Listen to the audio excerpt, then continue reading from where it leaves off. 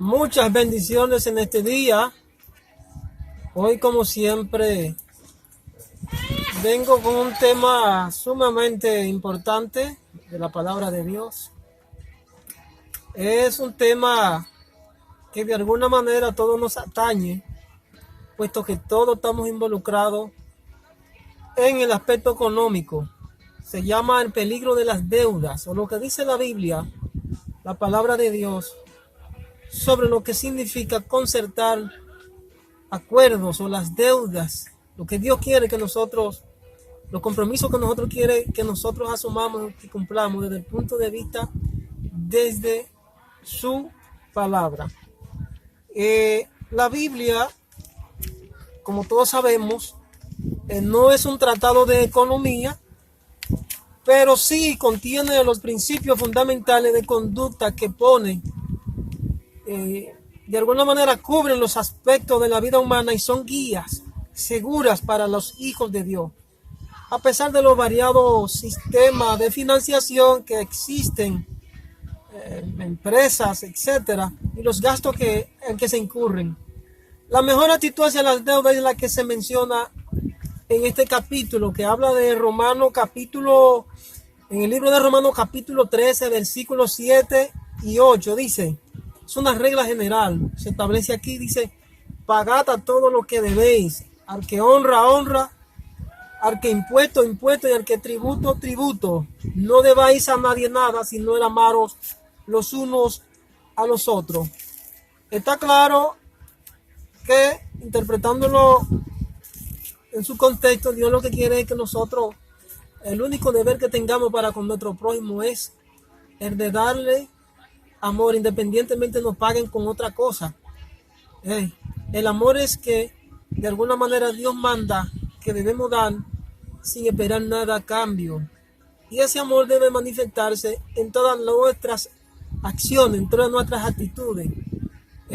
Y cuando lo planteo de esta forma, esto significa de que las deudas no pueden ser un obstáculo para que nosotros dejemos de dar amor a nuestro hermano, a nuestro amigo, a nuestro prójimo. Porque hay acciones que se convierten como tropiezo para nosotros dejar de recibir amor y dejar de dar amor a la vez. Entonces, para ello me voy a atrever a leer unos cuantos versos de la Biblia para corroborar esto que le estoy hablando. Por ejemplo, en el libro de la ley, en el Éxodo, un libro que fue escrito por Moisés, y que de alguna manera Dios le estableció las normas de conducta por las cuales debían regirse, entre ellas las conductas que estaban vinculadas al comercio, a las negociaciones, a los acuerdos, a los pactos. Y dice así, Éxodo 22, 14, 15, dice, pero si alguno tuviere tomado prestada bestia a su prójimo y fuere extropiada, estando ausente su dueño, deberá pagarla. Si el dueño estaba presente, no la pagará. Si era alquilada, reciba el dueño el alquiler. Está claro ahí cómo era que se concertaban los préstamos o los objetos que se tomaban en préstamo. Había que pagarlo y habían condiciones. En este caso se trataba de animales. Dice que si el dueño estaba presente, pues de alguna manera a la hora de que el animal se estropeaba, el dueño no debía pagar por cuanto el animal murió. Pero si el dueño no estaba presente, sí, el que la tomó prestada, el que tomó el animal prestado debía retribuirlo y pagarlo. Al igual que también si era alquilada, el dueño debería recibir el pago justo por el alquiler del préstamo. Otra cita bíblica que nos refleja luz en cuanto a los préstamos, a las cosas prestadas, está en el libro Segundo de Reyes, capítulo 6, verso 15. Dice aquí, y se levantó de mañana y salió el que servía al varón de Dios, y he aquí el ejército que tenía sitiada la ciudad con gente de a caballo, gente de carros y de a caballo. Entonces el criado dijo, esto fue Eliseo, Señor mío, ¿qué haremos? Entonces, es ahí donde el siervo de Dios le dice a su criado, Señor, ábrele los ojos a su criado, pidió al Señor que le abriera los ojos a su criado para que viera el favor de Dios y que le mostrara que los que estaban a favor de ellos eran más que los que estaban en contra. Y más adelante en la historia relata de que tuvieron el favor de Dios y Dios le respondió y le hizo ver cosas que eran imposibles ver a los ojos de hombre que no tuviese fe, humanamente hablando. Por ejemplo, en el libro proverbial, en el libro de Proverbios, un libro de alguna manera de instrucción sabia para aplicación práctica en la vida de todo ser humano, específicamente a lo de la fe. Por ejemplo, dice aquí: el rico se enseñorea de los pobres, y el que toma prestado se hace siervo o del que presta. Como ustedes quizás sabrán algunos, en el Imperio Romano, una de las prácticas que comúnmente se hacía era que existía lo que se llama la esclavitud, y de alguna manera los ricos eran los que sí, de alguna manera tomaban a los esclavos como siervos. Era la ley, claro está. Y entonces lo que aquí establece era que los ricos se hacen dueños y señores de aquellos esclavos, y cuando por ejemplo tú no tienes como pagar una deuda, que a veces se establecían esos acuerdos, tenías que darle tu hijo o hija como esclavo, como servidumbre a ese rico. Entonces, en este caso, las deudas de alguna manera esclavizan al ser humano. Seguimos analizando aquí en Deuteronomio capítulo 28, y quiero hablarte de lo que significa la orden de Dios con relación a lo que significa su palabra, su obediencia. Por ejemplo, en Deuteronomio capítulo 28 habla de las bendiciones de la obediencia a la palabra de Dios.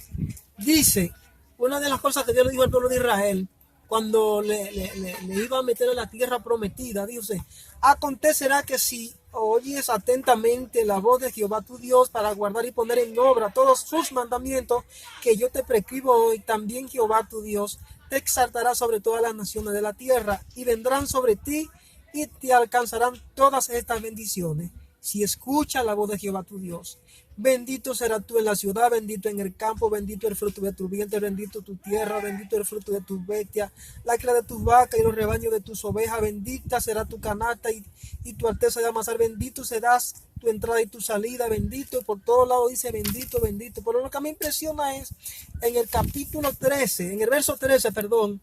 Vamos a dar lectura aquí al verso 13, donde dice que te pondrá Jehová por cabeza y no por cola. Estarás encima solamente, nunca debajo, si obedeces los mandamientos de Jehová, tu Dios, que yo te ordeno hoy, si los guardas y cumples, y no te apartarás de todas las palabras que yo te mando hoy, ni a la derecha ni a la izquierda, para ir tras dioses ajenos. En el verso 15 dice lo siguiente: pero acontecerá que si no oyeres la voz de Jehová tu Dios y procura cumplir todos estos mandamientos y estatutos que yo te ordeno hoy, vendrán sobre ti y te alcanzarán todas estas maldiciones. Maldito serás tú en tu ciudad, maldito en el campo, maldito será tu canasta, tu alteza de amasar, maldito el fruto de tu vientre, el fruto de tu tierra, la cría de tus vacas y los rebaños. Maldito serás en tu entrada y tu salir, maldito por todos los lados. Pero vamos a seguir analizando en el verso 11. Vamos a darle para atrás en el verso 11, ¿qué dice? Estoy puntualizando versos que hablan específicamente con relación a la obediencia a la deuda. Jehová hará sobreabundar en bienes. Si obedeces, Jehová te hará sobreabundar en bienes, en el fruto de tu vientre, en el fruto de tu bestia, en el fruto de tu tierra, en el país que Jehová juró a tus padres que te había de dar. Te abrirá Jehová su buen tesoro, el cielo, para enviar la lluvia a tu tierra en su tiempo y para bendecir toda la obra de tus manos. Prestarás a muchas naciones y tú no pedirás prestado. Te pondrás Jehová por cabeza y no por cola. Estarás encima solamente, nunca debajo, si obedeces los mandamientos de Jehová tu Dios, que yo te ordeno hoy, si lo guardas y cumple y no te apartas de todas las palabras que yo te mando hoy, ni a la derecha ni a la izquierda. Estoy repitiendo. Vamos a ver en el verso 44, vinculado a este capítulo sumamente importante. Dice así, en el verso 44: Él te prestará a ti, tú no le prestarás a él. Él estará a la cabeza y tú a la saga. Esto es con relación a los extranjeros que habiten en la tierra donde Jehová los dijo que los introduciría a ellos. Oigan esto, señores, cuántas bendiciones tiene detrás la obediencia, pero cuántas maldiciones hay detrás de la desobediencia. Es cierto que de alguna manera Dios quiere que nosotros seamos partícipes de la plenitud de todas sus promesas, pero desgraciadamente, y por circunstancias del pecado o de la desobediencia, no todos tendremos la gran dicha de cosechar toda la promesa. He dicho en mensajes anteriores que en el pueblo del Señor hay cabra, lobo, chivos, etcétera. Hay mendigos, hay ricos, hay esclavos, hay de todo un poco, pero son siervos de Dios, son hijos de Dios. El hecho de que quizás no hayan alcanzado alguna promesa que son vinculantes al mundo terrenal o a esta tierra, a este mundo pasajero, no significa de que quizás no son hijos de Dios. Seguimos analizando. Quería adentrarte a esa parte sobre lo que significa la obediencia a la palabra para poder tener acceso a muchas de las promesas que la palabra de Dios registra y que son para nosotros en estos días. Por ejemplo, vamos a darle lectura aquí en Mateo capítulo 5, versos 42, 38 y 40. Dice así. Eso es el Señor hablando, Jesucristo. Dice, al que te pida, dale, y al que quiera tomar de ti prestado, no se lo rehuses. Esto es con relación a que una de las conductas que debe tener un buen creyente a la hora de poner en práctica el amor de Dios es que no debe cohibirse de dar y recibir amor. Por ejemplo, aquí dice, al que te pida, dale, pero dale ¿a cuál? Al vagabundo, al que quiera abusar de ti por ser hijo de Dios, no. Aquí está hablando de unas condiciones que de desprendimiento que debe tener el hombre o mujer de Dios cuando va a hacer la obra de Dios, cuando va a practicar la voluntad de Dios. Por ejemplo, Dios exige que sus hijos tengan misericordia. Dios exige, porque de alguna manera si somos guiados por Dios, seremos movidos a misericordia por el poder de Dios, no porque nos mueva la carne, porque nos mueva nuestro pensamiento o porque nos muevan nuestras habilidades. Aquí está hablando de una voluntad perfecta y absoluta que solamente viene dada por el Espíritu de Dios al corazón del hombre.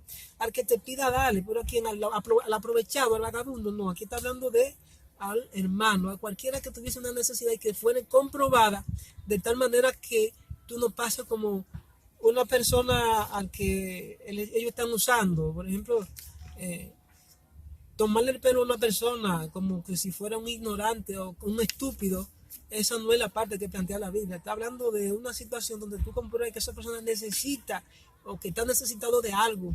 El deber tuyo es de prenderte y darle. No un corazón sencillo, un corazón doblegado, dispuesto a hacer la obra de Dios. A eso es que se refiere. Seguimos en Deuteronomio capítulo 15, versos 7, 8, 9, 10 y 11. Aquí dice, cuando haya en medio de ti menesteroso de alguno de tus hermanos en alguna de tus ciudades, en la tierra que Jehová tu Dios te da, no endurecerás tu corazón, ni cerrarás tu mano contra tu hermano pobre, sino abrirás a él tu mano liberalmente y en efecto le prestarás lo que necesite. Aquí estamos relacionando con lo que dije en Mateo 5, 42 y lo que establece en Deuteronomio 15. O sea, la voluntad de Dios es que nosotros como hijos de Dios no cerremos nuestras manos, nuestro corazón contra aquel necesitado que necesite de un favor, porque quien hace estas cosas está haciendo la obra de Dios, está haciendo la voluntad de Dios, claro, sin esperar nada a cambio. Dice, la orden era no endurecer tu corazón, no cerrar la mano contra el pobre y menesteroso, que siempre lo vamos a tener en la tierra, por una condición que de alguna manera el único que la conoce es Dios. Porque en el verso 11 del mismo capítulo 15 de Deuteronomio dice, porque no faltarán menesterosos en medio de la tierra. Por eso yo te mando diciendo, abrirá tu mano a tu hermano, al pobre y al menesteroso en tu tierra. ¿Por qué Dios dijo esto en algún momento a los hijos de Israel? Específicamente aquellos que tenían una vida de abundancia, que vivían en prosperidad. Bueno, porque había un año que era un año de la remisión o perdón de las deudas a los menesterosos, ¿verdad? Y que había que perdonarles la deuda. Entonces había muchos que se mostraban de alguna manera en contra cuando llegaba ese año, ese día, y que tenían que perdonarle la deuda a aquellos menesterosos, a aquellos pobres, endurecían el corazón. Entonces, por lo cual Dios lo reprendió y le dijo, no cerrará contra él tu mano, así no, que tendrá que perdonarle la deuda. Por lo cual en la tierra siempre tendremos y vamos a tener menesterosos y pobres. En el Salmo 112 habla en el verso 5 y 6, el hombre de bien tiene misericordia y presta, gobierna de sus asuntos con juicio. ¿A cuál hombre se está refiriendo aquí? Al hombre que conoce la voluntad de Dios. El hombre de bien, dice que el hombre de bien es el que tiene misericordia. La Biblia dice que el impío no tiene misericordia. Aquí está hablando de los hijos de Dios. El hombre de bien tiene misericordia y presta, gobierna bien sus asuntos con juicio, o sea, con prudencia. Dice que en Segunda de Reyes, capítulo 4, verso 1, dice aquí, había una mujer de las mujeres de los hijos de los profetas, dice que clamó a Eliseo. Eliseo era un profeta. Dice, una mujer de los hijos de los profetas clamó a Eliseo, diciendo, tu siervo, mi marido, ha muerto, y tú sabes que tu siervo era temeroso de Jehová, y ha venido el acreedor para tomarme 2 hijos míos por siervo. Esta mujer de alguna manera tenía una deuda. Su esposo, que era creyente, murió, y lo que le dejó fue deuda, señores. Ese era un siervo de Dios, pobre, que no tenía abundancia, no había tenido la oportunidad de cosechar la promesa que habla ahí de la Biblia, de la abundancia, de vivir en la abundancia económicamente. Y la única decisión sabia que ella decidió tomar en el momento fue clamar a Dios, y para eso se sirvió de ir a consultar al profeta Eliseo. Eliseo le responde y le dice, mujer, pero ¿qué puedo yo hacer por ti? ¿Qué haré yo por ti? Entonces, más adelante dice, declárame qué tienes en casa. Y ella le dijo, tu sierva ninguna cosa tiene en casa sino una vasija de aceite. Él le dijo, ve y pide para ti vasijas prestadas de todos tus vecinos, vasijas, no pocas. Entró luego ella y enciérrate tú y tus hijos, le dijo él, y echa en todas las vasijas, y cuando una esté llena, ponla aparte.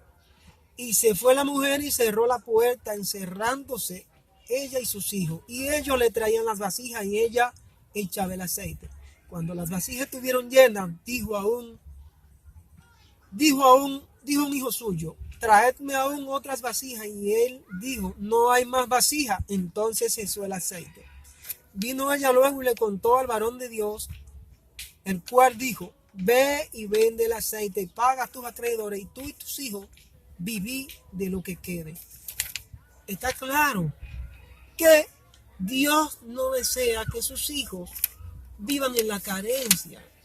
Lamentablemente y o desgraciadamente hay situaciones por las que todos los seres humanos tenemos que pasar o cruzar, y Dios la permite, la voluntad permisiva de Dios. Esta mujer tenía deuda, se le había morido el esposo, era un hombre creyente, también al parecer también ella creyente, porque fue y consultó al hijo de Jehová, al profeta, que era natural en Israel, y consultar a los profetas. El profeta va en dirección conforme a la voluntad de Dios y le dice, mira, ve a esto, busca vasijas. Y dice más adelante que hubo bonanza, que las vasijas Dios a través de un milagro las llenó de aceite. El profeta dice, mira, ve y vende el aceite y pagas a tus acreedores. Dios desea que nosotros asumamos nuestro compromiso y que paguemos nuestra deuda. Y más adelante dice, ve y con lo que queda, vivan de eso. O sea, sigan negociando, le está diciendo. ¿Qué es lo que Dios nos está enseñando a nosotros con esta ilustración? Que nosotros debemos aprender a administrar lo poco, lo mucho que Él nos da sin la necesidad de llegar a esclavizarnos, porque las deudas desmoralizan el carácter del hombre. Las deudas de alguna manera te cohíben de disfrutar de tranquilidad, de sosiego, de paz, y eso va muy vinculado estrechamente con la vida espiritual del ser humano, porque puesto que vemos de personas que se suicidan, vemos de personas que llegan a la determinación de autosuicidarse porque tienen deuda. En Nehemías capítulo 5 vemos también que había en el pueblo una gran hambruna, una gran miseria, señores. Esto era en el pueblo del Señor. Y dice que hubo un gran clamor, específicamente de mujeres. Dice contra sus hermanos judíos. Había negocio de hermanos pobres judíos contra otros judíos ricos.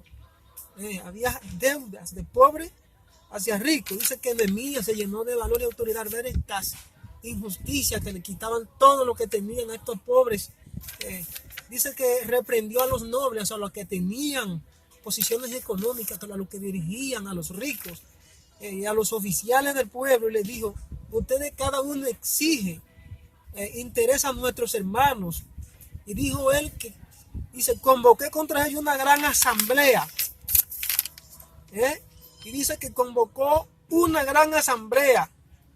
Y específicamente en el libro de Éxodo, dice, cuando prestares dinero a uno de mi pueblo, al pueblo que esté contigo, no le prestarás como el logrero, ni le impondrás usura. O sea, la usura es prestarle a interés, ¿verdad?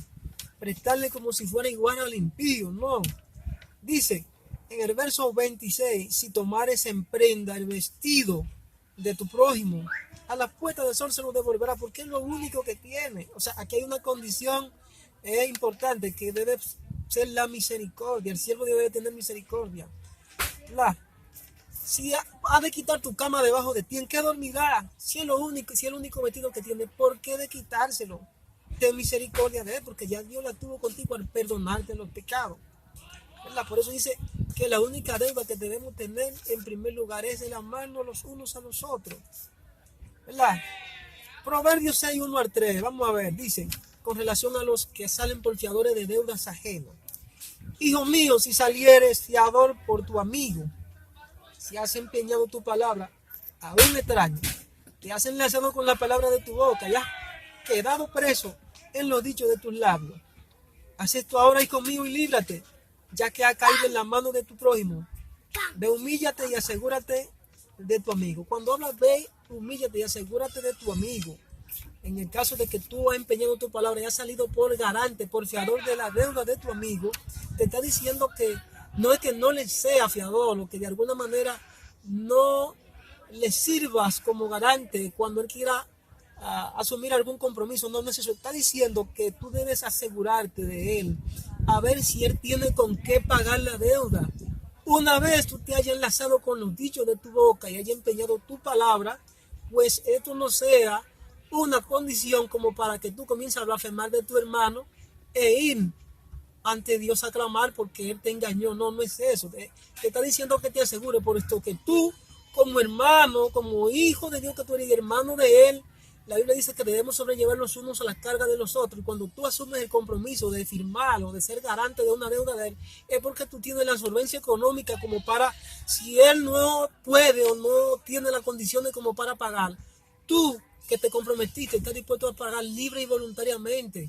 Y eso en realidad no es malo. Lo malo es que tú le firmes y luego vayas y blasfeme de él diciendo: es que yo le serví de garante y no pudo, porque no pudo pagar. Entonces vaya con un juicio injusto ante Dios después que asumiste el ser misericordioso con él y asumir el compromiso de pagar su deuda cuando él no pudiese pagar. Eso es lo que la palabra se refiere. No es que no se puede ser fiador, pero dice: ve y asegúrate, ve y confirma si él tiene o no con qué pagar, y si quieres y puedes, pues sírvele, porque por algo Dios ha permitido que tú tengas solvencia económica y él no. Eso es amor, eso es misericordia. Pero te dice que debes ser prudente. Ve y asegúrate, humíllate. Asegúrate con tu amigo, porque es una condición de humillación que uno hace, ¿verdad? Proverbio 11:15 dice: con ansiedad será afligido el que sale por fiador de un extraño, mas el que aborrece fianza vivirá seguro. Dice, será afligido el que sale por fiador de un extraño. Por ejemplo, una persona que no es del pueblo de Dios, que no es cristiano, o que no tiene los principios cristianos, no es una persona seria, es una persona extraña y viene donde ti que le sirva por fiador de una deuda, y tú muy libremente, sin asegurarte y sin analizar, sin buscar la sabiduría, sin poner en práctica la sabiduría, tú vas y le firmes, le sirves de garante, entonces él va y te engaña. Entonces aquí dice que tú serás afligido en ese sentido por ser un prestador de fianza a un extraño. ¿Entiendes? El que aborrece la fianza vivirá tranquilo en ese sentido. No es que no se pueda ser fiador por algún hermano. Aquí está hablando de dos condiciones. Proverbios 17 y 18 habla. En todo tiempo ama al prójimo y es como un hermano en tiempo de angustia. Esto es la relación que se tiene con el prójimo, que es de la casa, que es de la grey, que es de la iglesia y que de alguna manera es nuestra condición, que es nuestro hermano, porque la primera familia es la familia de la fe, dice la Sagrada Escritura. Pero dentro de la iglesia también tenemos colaboradores de gente que son nuestros más cercanos y desarrollamos condiciones de amistad, ¿verdad? El hombre falto de entendimiento, dice el verso 18, el hombre falto de entendimiento presta fianza y sale por fiador en presencia de tu amigo. Aquí dice el falto de entendimiento, porque aquí te está diciendo que debes asegurarte de la condición de tu hermano, de tu prójimo. Si tú prestas fianza sin asegurarte de la condición de tu hermano, de tu prójimo, pues entonces tú eres falto de entendimiento. Es lo que la Biblia dice, que debemos usar la prudencia, la discreción comercial a la hora de asumir compromisos de esta índole. Proverbios 26, 22, 26 y 27. Dice, no robes al pobre. Estos son los que de alguna manera prestan a elevados intereses, a usura, incluso hasta los propios hermanos, que es contrario a la voluntad de Dios prestarle a los hermanos. Mejor regálale, mejor dale, ayúdale, o ponte por fiador de él de alguna manera, que no es pecado. Dice, no robes al pobre porque es pobre, ni lo quebrantes en tu puerta al afligido.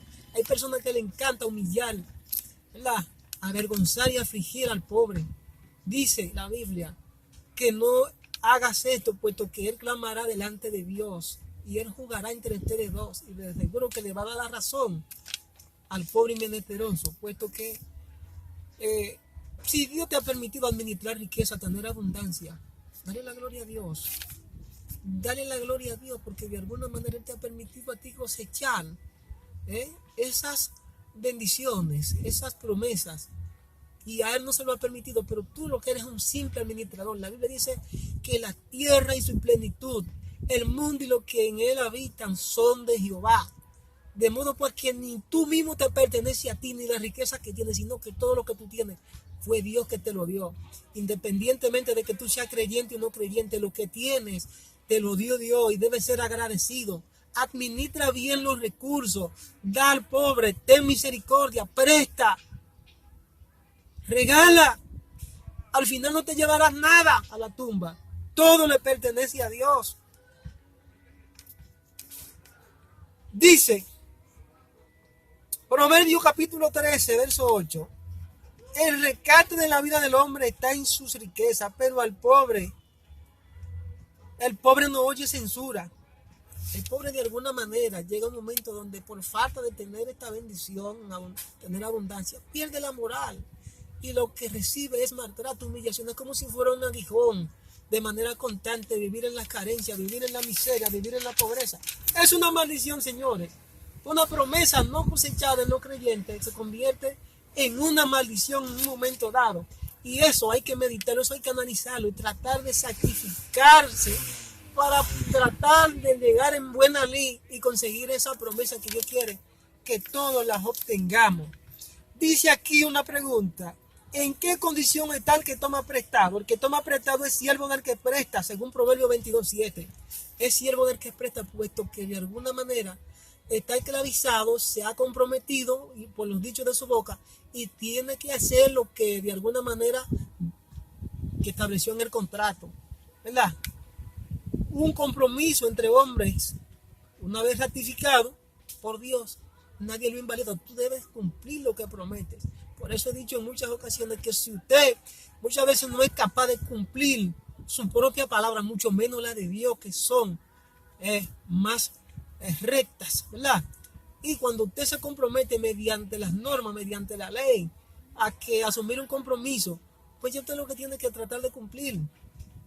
Dice aquí, ¿hasta dónde es responsable el que toma prestado? Asimismo, cuando alguno pidiere vete a prestar, aunque esa parte la mencionamos, ¿Por qué el joven del tiempo de Eliseo se preocupó tanto por la pérdida de una hacha? Eso está en Segundo de Reyes 6:5. Y aconteció que mientras uno derribaba un árbol, se le cayó el hacha en el agua y gritó diciendo: ¡Ah, Señor mío, era prestada! Más adelante, el profeta Eliseo le pregunta: ¿dónde cayó el hacha? Le dijo: allá en un charco de agua. Dice que tomó un palo y dice que hizo flotar el hacha, ¿verdad? Hizo flotar el hacha. Están viendo la preocupación, ¿verdad?, que tiene aquel que debe cuando quiere de alguna manera cumplir honestamente su compromiso. Dios, es posible que Dios tenga misericordia de él y utilice a quien sea y le haga un milagro. Los milagros, quiero resaltar que los milagros muchas veces a ciertas personas, ciertos creyentes, son eventuales. No es en todos los tiempos que Dios muchas veces hace milagros para pagar tus deudas. No. Son eventuales y vienen de alguna manera para estimular la fe del creyente. De alguna manera cada quien tiene que hacer un sacrificio. Cada quien tiene que hacer un sacrificio de tratar de conseguir lo que desee y pagar un precio en esta tierra. Pero hay situaciones donde Dios estimula tu fe y hace un milagro. Dios permite que venga alguien y te regale, venga alguien y te dé.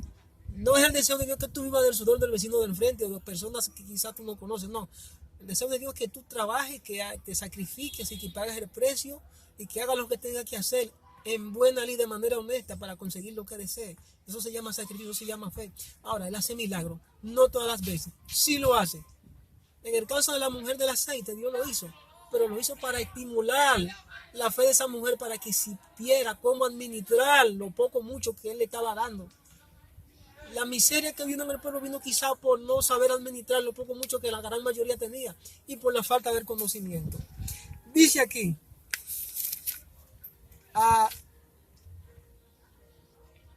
la prudencia en los negocios.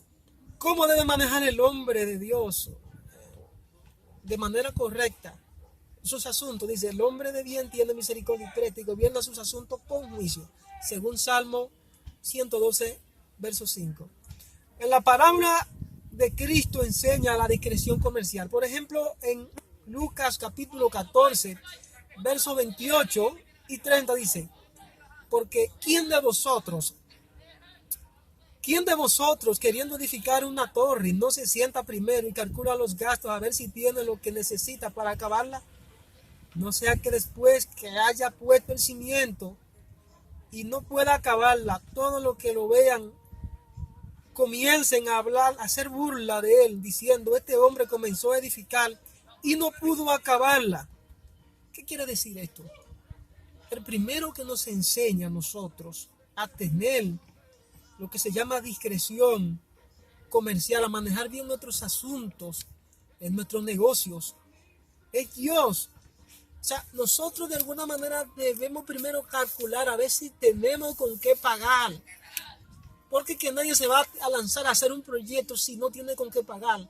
El que lo hace no tiene la sabiduría de Dios.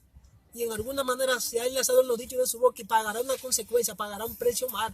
Es el título hipotecario del diablo en estos tiempos, donde te viven ofreciendo préstamos, donde te viven ofreciendo cosas. La gente vive enfocada en los lujos, en las ambiciones, en querer tener las cosas antes de tiempo. Entonces terminan haciendo deudas y luego que no tienen con qué pagar, terminan en la justicia, terminan embargándole todo. Entonces luego toman la decisión donde el diablo dice: no, suicídate, mátate porque tú no vales nada. Es una mentira del diablo. No te lleves de eso, de los lujos, de las ambiciones. Si lo que estás recibiendo hasta tanto es lo poco mucho con qué comer, porque tus cualidades, porque tus circunstancias, digámoslo así, no te ha permitido tener otras condiciones laborales, no te ha permitido alzar el vuelo y salir de la carencia, de la pobreza, pues dale gloria a Dios y aprende a sobrevivir con lo poco o lo mucho, pero no te endeudes de manera tal que te lleve del diablo y luego quiera decir que te va a matar, no te lleves del diablo con quererte suicidar. No hagas eso,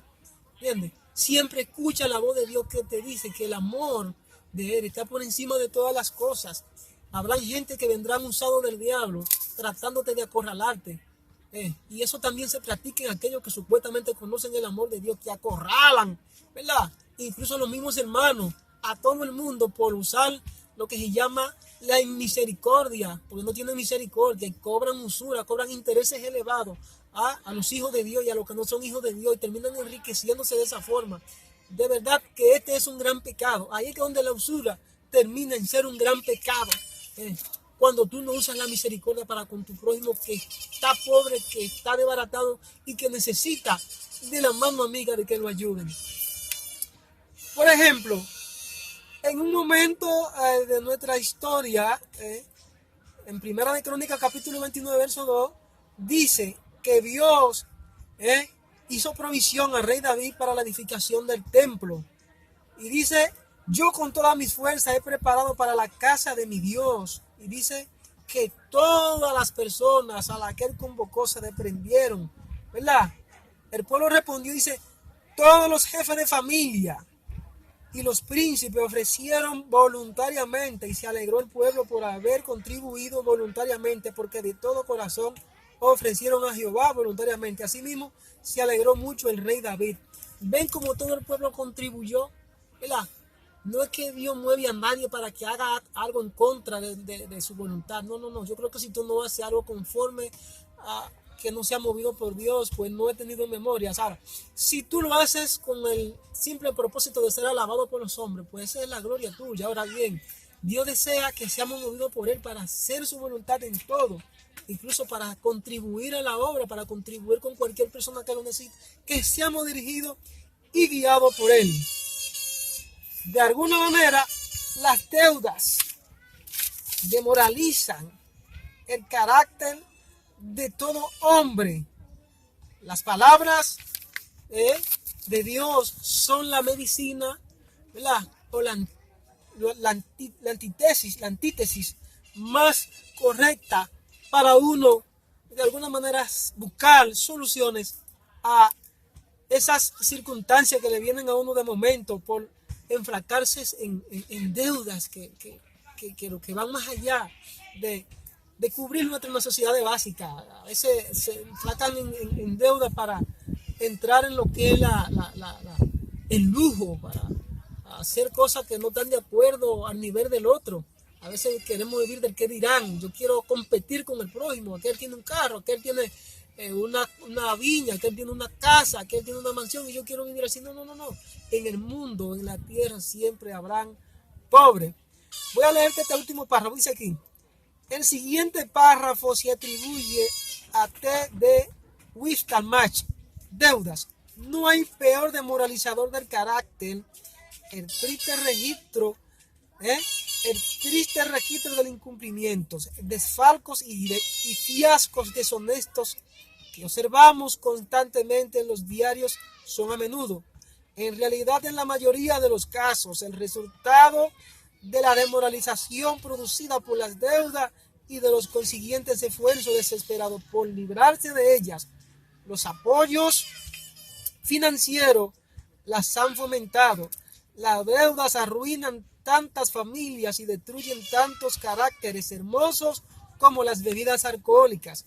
Es el título hipotecario del diablo sobre las almas, que él está siempre listo para ejecutar. Pagad vuestras cuentas. Mirad a todos los hombres a la cara, consciente de que no debáis al mundo más de lo que el mundo os debe a vosotros. No contraigáis otra deuda que el amor, y está seguro de que la pagáis con bondad y que los pagos son frecuentes. El meterse en deuda es una gran causa de deshonestidad. Los jóvenes tienen cada vez menos vergüenza al endeudarse y la inmoralidad se propaga extensamente en la sociedad. Los gustos se tornan más extravagantes y lujosos, sin el correspondiente aumento de los recursos que capaciten para satisfacerlos. Pero se los satisface, sin embargo, y se contraen, más seguro es no tener cuentas a pagar y nunca incurrir en deudas. Y si con deuda no es dueño de sí mismo, está a merced de los mercaderes que emplea. Ningún hombre que tenga deuda puede ser libre. El efecto inevitable de las deudas no es solamente el deterioro de la independencia personal, sino en gran medida el menoscabo moral. El deudor está expuesto a constantes humillaciones. Samuel Smith Tirf, La economía, página 243 y 247. Oigan, señores, lo que dice se trata ahorita con relación a las deudas. Y esto también quiero enfatizar y hablar algo ahí sobre las deudas. No solamente las personas de forma particular tienden a desmoralizarse, las familias, sino que también aquellas personas que de alguna manera son líderes de grande mayoría, las autoridades, líderes de las naciones, etcétera, que viven endeudándose o viven endeudando el patrimonio público, viven endeudando la nación, señores. Ahí el que dice la Biblia que el que se endeuda no es libre. No es libre, puesto que de alguna manera tiene que estar en constantes humillaciones, tiene que estar en constante llamamiento por parte de su deudor, ¿verdad? Por parte de su acreedor, perdón. Y esto es lo que de alguna manera nos compromete a nosotros moralmente. Y no somos libres, somos esclavos, ¿verdad? No nos gobernamos, puesto que tú tienes que obedecer aquello que tú mismo concertaste en un momento y debes de pagarlo, ¿verdad? El deseo de Dios es que prosperemos todos, de manera personal, de manera particular, como familia, como Estado, como país, como nación, y que busquemos la guianza de Dios. Por ejemplo, el pueblo de Israel, a un ministro de Israel se le preguntó en un momento que cuál era la base fundamental del desarrollo de aquella nación, y él le dijo, bueno, el reconocimiento de la Torá, la palabra de Dios, puesto que aquella nación tiene raíces, tiene cimentados en sus ideales, principios cristianos, ¿verdad? Principios, ideologías que van vinculadas a la fe, ¿verdad? Entonces, vamos todos de alguna manera a buscar la ayuda de Dios para que el Dios Todopoderoso nos ayude a salir airosos de los compromisos y las decisiones que en algún momento vamos a concertar, a hacer, a tomar la decisión de manera sabia. Así que esta es mi exhortación final. Busquemos la sabiduría de Dios, busquemos la guianza de Dios, busquemos los consejos, busquemos verdaderos asesores, busquemos personas que de alguna manera nos orienten para que podamos salir bien de nuestros asuntos, de nuestros negocios, de nuestros acuerdos, y que de alguna manera no terminemos obedeciéndole al enemigo, obedeciéndole al enemigo de que vamos a suicidarnos, vamos a hacer tal o cual cosa, o vamos a hacer algo ilícito para poder resolver tal o cual situación que se me ha presentado. No, vamos a buscar a Dios todo. Busquemos la presencia y el poder de Dios, escudriñemos las Sagradas Escrituras. Ahí la Biblia no es la Biblia no es un tratado de economía, pero ofrece una gama de orientaciones para que todo aquel que quiera andar en sabiduría y prudencia lo haga. Este ha sido mi consejo, este ha sido mi mensaje por hoy. Así que Dios te bendiga, Dios te guarde y nos veremos en una próxima entrega. Bye.